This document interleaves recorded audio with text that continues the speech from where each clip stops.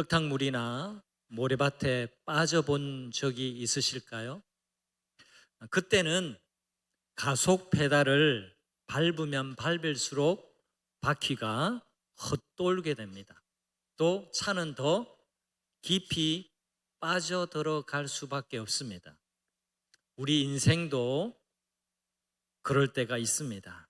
어떻게 해보겠다고 열심을 내보지만 실패했던 그 실패의 기억들이 내 발목을 잡고 때로는 옛날에는 그랬지 라는 왕년의 영광에 취해서 그냥 제자리만 맴돌고 전진을 하지를 못해요. 이스라엘 백성들이 그랬습니다.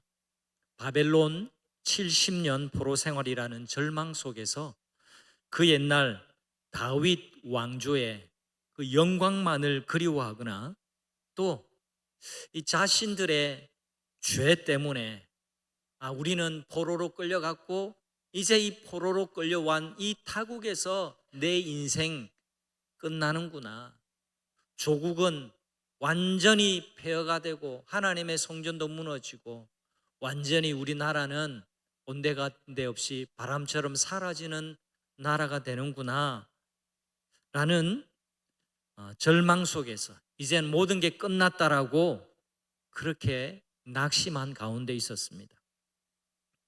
지금 우리가 읽고 있는 이사야서의 배경이 바로 그랬던 겁니다. 제가 예전에 소개했던 책 사막을 건너가는 6가지 방법이라는 책을 혹시 기억하실까요? 거기에 3번째 장에 보면 이런 제목이 있어요. 모래에 갇히면 타이어에서 바람을 빼라. 모래에 빠져서 바퀴가 헛돌면 생각 같아서는 바람을 더 빵빵하게 넣고 이 가속 페달도 세게 밟아야 할 것 같은데 아니라는 겁니다. 오히려 반대로 타이어에 바람을 빼내고 타이어의 압력을 낮추어야 합니다. 그러면 접지 면적, 이렇게 타이어와 이 땅의 접지 면적이 넓어져서 모래 위를 딛고 앞으로 전진해 갈 수가 있는 겁니다. 그래서 모래에 갇혔을 때는 타이어에 바람을 빼라라고 하는 겁니다. 사막을 건너는 방법이라는 책의 비유는 성경의 관점과 정확하게 일치합니다. 하나님은 광야와 사막을 건너는 법을 가르쳐 주시고 인도해 주셨습니다. 우리가 하나님의 말씀에 귀를 기울여야 하는 이유가 바로 여기에 있습니다. 누구에게나 꽃길보다는 광야를 지나고 사막을 건너야 하는 시간이 찾아옵니다. 내 마음은 언제나 꽃길을 걷고 싶지만 어디 우리 인생이 늘 꽃길만 펼쳐져 있던가요? 그렇지 않습니다. 광야를 지날 때, 사막을 건너가야 할 때가 반드시 찾아오게 됩니다. 어쩌면 이 자리에 계신 여러분, 지금의 시기가 여러분에게 광야요 사막의 길일지도 모르겠습니다. 그것이 우리가 살아가는 인생의 모습입니다. 인생의 바퀴가 모래에 빠졌을 때는 정말 큰 두려움에 직면하기도 합니다. 그럴 때 어떻게 해야 할까요? 역시 바람을 먼저 빼야 합니다. 우리 영혼의 타이어에서 빼야 할 바람은 무엇일까요? 오늘 하나님께서 우리에게 주시는 말씀을 통해서 우리 영혼을 새 길로 이끄시고자 합니다. 그 첫 번째 방법은 과거의 기억이라는 바람을 빼야 합니다. 70년이라는 오랜 기간 포로 생활을 하던 이스라엘에게 하나님은 이렇게 말씀하세요. 18절 말씀 같이 읽어봅니다. 너희는 이전 일을 기억하지 말며 옛날 일을 생각하지 말라. 이 18절의 말씀을 그냥 뚝 떼내어서 아무런 맥락 없이 이 말씀을 읽으면 옛날 일도 생각하지 말고 지나간 일을 기억하지 말라라고. 뭐 왜 그러지? 왜 옛날은 우리에게 기억되게 나름이고 지나간 일 교훈 삼지 않으면 안 될 텐데, 이런 생각이 들 수 있겠지만, 모든 말은, 모든 말씀은 맥락이 있습니다. 제가 설명드린 대로 지금 오랜 포로 생활 가운데 나라는 망하고 자신과 자신의 후손들은 먼 타국 바벨론에 끌려와서 포로 이민자로 살아가는 이 광야 같은, 이 사막 가운데 떨어져 있는 것 같은 그런 상황 속에서 절망하고 있는 이 백성들에게 하나님은 과거의 일을 기억하지 말고 더 이상 옛적 일을 생각하지 말라라고, 너희 영혼의 바람, 너희 영혼의 타의의 바람을 빼야 한다라고 말씀하고 계시는 겁니다. 바람을 빼면 차가 주저앉을 것 같지만 그런 불안감 때문에 내 영혼에도, 내 삶에도 바람을 빼내는 것이 그냥 무너져 내릴 것만 같은 그 마음 때문에 불안하기도 합니다만, 하나님은 바로 그 지점에서 우리를 부르고 계십니다. 두려워하지 말라. 너의 힘을 빼는 바로 그 순간이 내가 일하는 시작이다. 나와 함께 달려보자 라고 우리를 초청하시는 말씀입니다. 우리가 빼내어야 할 바람은 다르게 비유하자면 두 벌의 낡은 옷과도 같아요. 첫째는 실패라는 누더기입니다. 요즘 누더기, 이 단어는 알지만 우리 일상생활에서 사용 안 한 지가 굉장히 오래입니다. 누더기라는 이 단어를 최근 10년 동안 한번 사용해 본 적이 있으실까요? 잘 쓰지 않죠. 근데 기억을, 제 자라왔던 생애를 쭉 되돌아보면 이 누더기라는 단어를 떠올릴 때가 있더라고요. 제가 어릴 때만 해도 양말에 이 구멍이라는 표현보다 이때는 빵꾸라는 표현이 훨씬 더 실감나죠. 이 양말에 빵꾸가 얼마나 자주 나는지, 학교 가면 교실에 엄지발가락이 쑥 이렇게 나온 애들이 저만 있었던 게 아니라 여러 대 있습니다. 무릎도 자주 나가가지고 이 다른 덧대가지고 이 무릎에 패션 감각을 키웠던 그걸 여러분 기억하시죠? 엉덩이도 얼마나 잘 찢어지는지 몰라요. 커다란 다른 헝겊 갖다 붙여가지고 그 기워 입고, 요즘은 옷도 잘 찢어지지도 않아서 우리 아이들 이 덧대 가지고 입는, 그리고 양말, 속옷 기워 입는 것 애들 본 적도 없을 거예요. 근데 제 어릴 때만 해도 그렇게 자주 했습니다. 근데 어린 제 마음에 이 양말 기우고, 양말은 괜찮아요, 그나마. 근데 무릎 헤어져서 다른 천 덧대 가지고 양쪽 무릎이 짝재기로 이렇게 있고, 짝짝이란 말은 이 표준어가 아닌데, 엉덩이도 말입니다, 이상한 천 갖다 대가지고 막 떡을 갖다 붙인 것처럼 이렇게 할 때 어린 제 마음인데 이게 싫었어요. 그래서 이거 안 입을 거라고 엄마한테 징징대었던 그 기억이 떠오릅니다. 누구나 그렇죠. 남 이야기 아니잖아요. 네. 누더기 좋아할 사람 없습니다. 근데 여기 보니까 누더기 걸치고 온 분이 한 분도 없습니다. 심지어 스타킹조차도 기워 입고 오신 분이 없어요. 제가 보니까. 그런데 말입니다. 겉은 멀쩡하게 좋은 옷 입고 있어도 마음에 실패라는 누더기를 걸치고 살아가는 경우가 생각보다 많습니다. 지금 이 순간 여러분의 입은 옷 말고 여러분의 마음에 걸치고 있는 그 옷이 누더기인지 정갈한 옷인지 한번 생각해 보세요. 실패하고 낙심하고 또 실수하고 넘어지고 했던 그 기억들을 계속 갖다 붙이고, 그래서 그게 누더기처럼 덕지덕지 붙어가지고 있는 그 마음 상태가 아닌지 한번 여러분 스스로를 돌아보시기를 바랍니다. 여러분, 우리 마음속에 이런 음성이 들려요. 너 그때도 실패했잖아 라는 내면의 소리를 크게 듣고 실패했던 기억을 자주 떠올리게 합니다. 누가요? 우리 원수 마귀가요. 그리고 우리의 건강하지 못한 내면이 자꾸 실패의 기억을 자꾸 소환하려고 그래요. 기억하십시오. 실패를 반복해서 기억하는 것은 수치심을 불러일으키고 자기 연민이라는 구덩이로 더 깊이 들어가는 것과 같아요.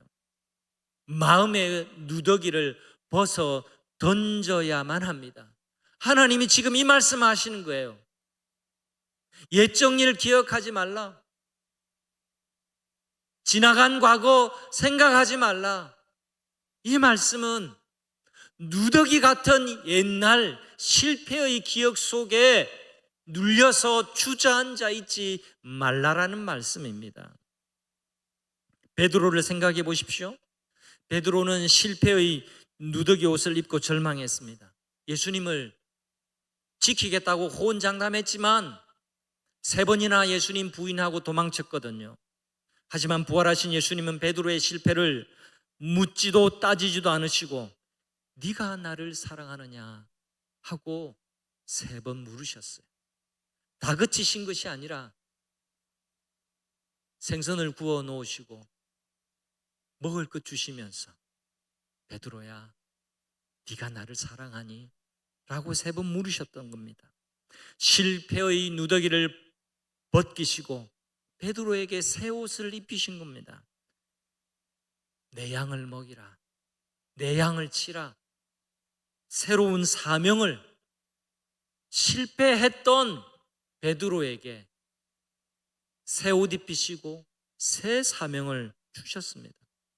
실패의 기억이 우리를 누더기 옷으로 묶는다면 또 다른 함정도 있습니다. 두 번째는 성공이라고 하는 녹슨 갑옷입니다. 왕년에는 잘 나갔지. 나도 한 10년, 20년 전에는 참 기도도 많이 하고 예배 시간 안 빠지기도 하고 하나님께 충성하기도 하고 그랬지. 한때는 갑옷이 잘 지켜줬을지 모르지만 이제는 녹이 슬어서 너무나 무겁고 뻑뻑해진 겁니다. 자꾸 옛날에 좋았던 때만 생각해요. 그래서 하나님이 이끄시는 새로운 길을 향해 민첩하게 움직이지 못하게 그 녹슨 갑옷이 우리를 붙잡습니다. 여러분, 녹이 슬면 어떻게 해야 할까요? 그 녹을 닦아내고 정비해야만 합니다. 그래야 쓸모가 있는 겁니다. 개인도 가정도 교회도 늘 새로워져야 합니다. 자꾸 옛날에는 잘했는데, 옛날에는 많았는데 이런 추억만 떠올리고 지금도 잘하고 있는 것처럼 자신을 속이면 안 됩니다. 중요한 것은 바로 지금이에요. 옛날이 아니라 지금이 중요한 겁니다. 지금 하나님은 우리를 통해 무엇 하기를 원하시는가? 앞으로 우리를 어떤 새로운 길로 이끄실까를 늘 묻는 겸손한 기도가 우리에게 필요합니다. 그 기도 속에서 자기 자신을 새롭게 하고 교회를 개혁해 가야 합니다. 교회는 날마다 개혁해 가야 돼요. 날마다 나 자신도 개혁해 가야 할 뿐만 아니라 교회는 날마다 갱신되고 개혁해 가야 돼요. 안 그러면 우리가 때묻거든요. 안 그러면 우리가 안일해지거든요. 자꾸만 옛날에는 그러면서 변화를 거부해요. 여러분, 교회가 왜 주저앉는 줄 아십니까? 이 땅에 많은 교회들이 있지만 왜 교회가 세월이 지나면서 쇠락하는지 아십니까? 자꾸 변화는 거부하고 새 일을 거부하고 옛날 변화를 안 하려고 하고 옛날 추억만 떠올리니까 그런 거예요. 여러분, 다음 주에도 여기에 오실 거지만 다음 주 예배도 여러분에게 새로운 예배가 되기를 간절히 소원합니다. 내가 하던 대로 내 만족과 내 유익을 위해서 내 기분 채우려고 예배 드리는 사람은 이런 새로운 일을 맛볼 수가 없습니다. 하나님은 새 일을 행하시는 줄 믿으시기를 바랍니다. 한번 따라 하십시다. 함께 하십시다. 따라하는 게 아니라 함께 하십시다. 하나님은 새 일을 행하십니다. 명심하십시오. 하나님은 늘 새 일을 행하신다. 내 삶, 우리 교회에서 일어날 새 일을 이 한 주간 기대하면서 살아가시기를 바랍니다. 두 번째, 광야에서 새 일을 행하시는 하나님을 기대해야 하는데요. 19절 말씀 보겠습니다. 함께 합니다. 보라, 내가 새 일을 행하리니 이제 나타날 것이라. 하나님은 광야와 사막에서 새 일을 시작하세요. 여러분의 인생에서 광야는 어딜까요? 어떤 분은 원치 않은 질병, 또 경제적인 어려움, 인간관계의 단절, 또 영적인 메마름, 이런 것이 여러분의 광야와 사막일 수 있습니다. 무엇이든지 바로 그 자리가 하나님의 기적의 무대가 됩니다. 하나님이 새 일을 행하신다. 이게 어떤 의미일까요? 2차 세계대전 당시 코리텐붐 여사의 삶이 이 말씀에 생생한 증거가 됩니다. 잘 들어보십시오. 2차 세계대전을 일으켰던 독일이 네덜란드를 점령했을 때입니다. 이 독일 나치가 유대인들을 얼마나 미워했는지 여러분들도 다 잘 아시죠. 유대인들이 이때는 나라가 없이 유럽 곳곳에 흩어져서 살았습니다. 네덜란드에도 있었죠. 독일의 유대인들은 잡혀간 것은 진작이고 이제 옆에 나라 침공하는 나라들마다 거기서 교포로 살아가던 이 유대인들을 색출해서 수용소로 죽이고 또 수용소로 끌고 가고 그랬더랬습니다. 그런데 네덜란드 사람이었던 코리텐붐 가족이 이 유대인들을 숨겨줬어요. 자기 집에. 그런데 이게 발각이 되어서 유대인이 아니지만 이 반동의 일을 했다고 코리텐붐 가족들 또한 죽음의 수용소에 끌려 들어가고 말았습니다. 안타깝게도 수용소에서 아버지와 언니는 세상을 떠나게 되고 전쟁이 끝난 뒤에 이 코리텐붐만 수용소에서 살아나옵니다. 그 수용소가 라벤스부르크 수용소인데요. 인간적으로는 모든 소망이 끊어진 광야였습니다. 그 수용소가. 자기도 끌려가서 말로 다 못할 고통을 겪었죠. 언니 죽었죠. 그 아버지도 목숨을 잃었죠. 그러나 하나님은 이 라벤스부르크에서 용서와 화해라는 새로운 역사를, 새 일을 시작하셨습니다. 전쟁이 마치고 코리텐붐은 네덜란드 자기 조국과 미국과 영국 각지를 순회하면서 전쟁으로 상처받은 영혼에게 위로의 복음을 전했습니다. 그런데 이 위로의 복음을 전하면서도 마음 한켠에는 코리의 마음을 짓누르는 고통이 있었습니다. 하나님, 난 독일에는 절대로 가지 않을 거예요. 그 사람들은 좀 더 고통을 당해야 해요. 독일은 하나님 아시잖아요. 망해야 해요. 이 마음이 항상 코리의 마음속에 있었습니다. 그러나 이 코리의 마음에 성령께서 역사하셨어요. 독일에 가서도 치유의 복음을 전하라는 말씀을 계속 하나님께서 주셨어요. 견딜 수 없는 마음이었지만 순종하는 마음으로 독일에 가서도 화해와 용서의 복음을 전하기 시작했습니다. 어느 날 집회가 끝나고 관례를 따라서 참석한 교인들과 일일이 악수를 나누면서 이제 헤어지는 시간, 저처럼 예배 마치고 저기 서서 여러분들과 악수하고 눈인사하면서 우리가 헤어지는 것처럼 말입니다.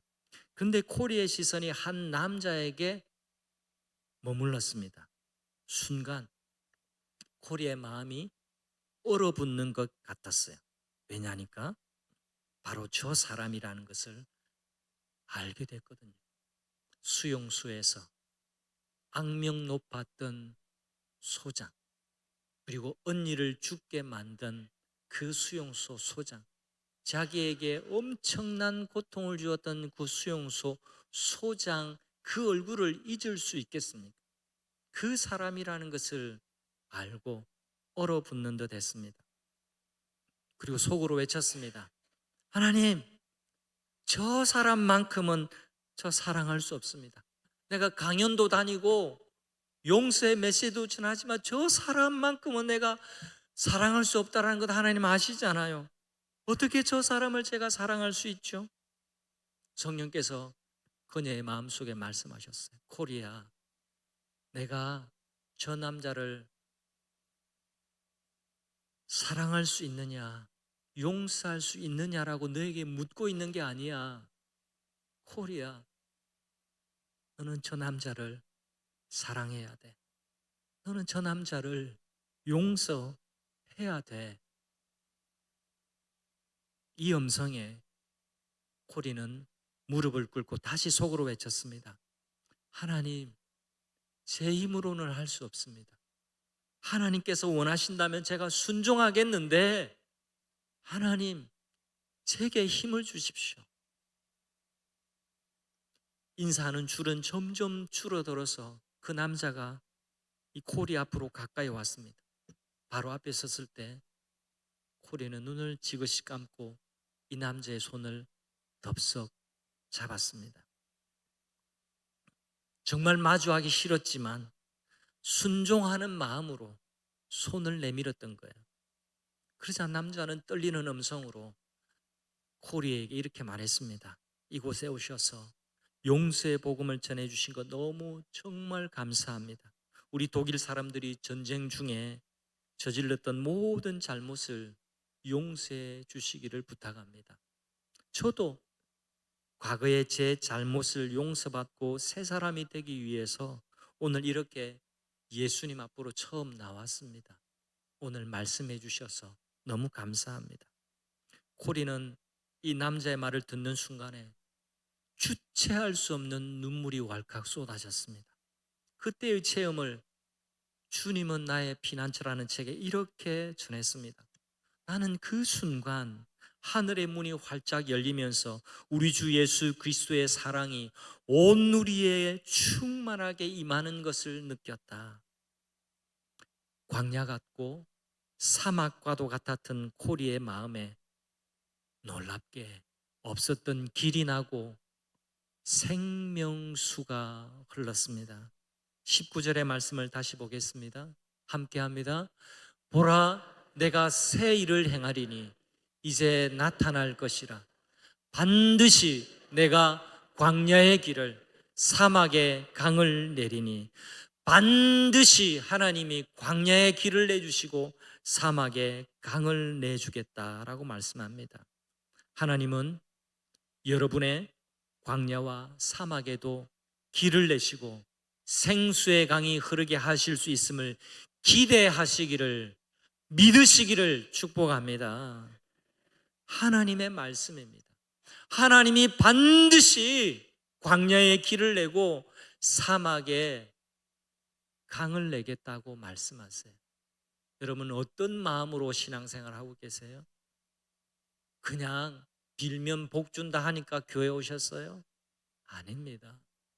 하나님은 빌면 복 주는 그런 분이 아니에요. 하나님은 여러분의 생각을 뛰어넘어 역사하는 분이라는 것을 아셔야 합니다. 여러분의 광야에, 여러분의 사막에 없던 길을 내시고 생수의 강이 흐르도록 기적을 일으키는 분이라는 사실을 기억하시고, 하나님, 내 광야에도 내 사막에도 길이 나고 강이 흐르기를 원합니다.